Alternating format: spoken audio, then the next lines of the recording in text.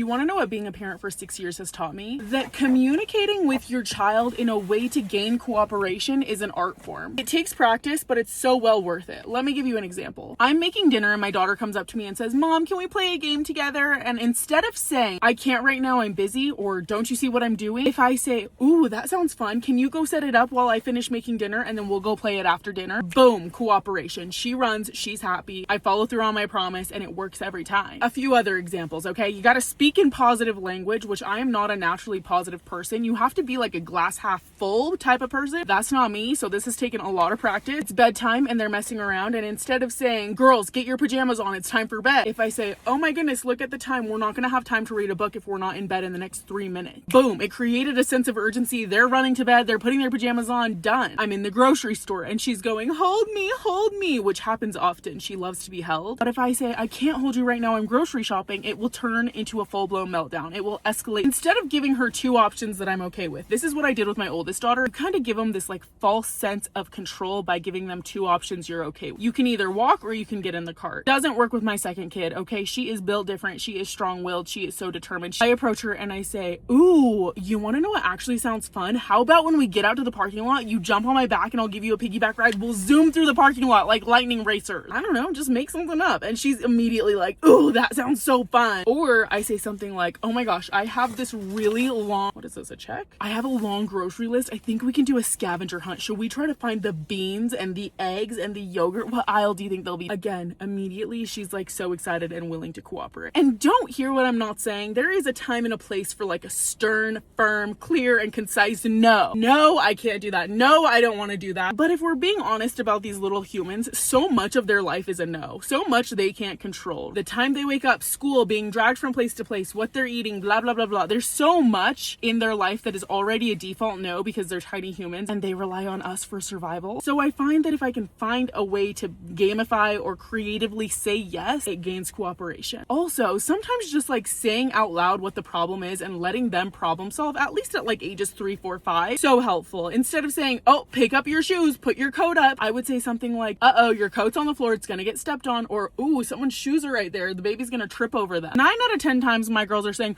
"Oh no," and they run over and they fix the problem. It doesn't always have to be this like control dynamic, right? You don't have to demand your kids around left and right and left and right. They get tired of hearing those demands. I would too, you would too, don't lie to me. Again, it takes practice. I don't know if there's science behind it. I had 2 toddlers and my baby just hit 1, so I'm just kind of entering this phase again, but it works.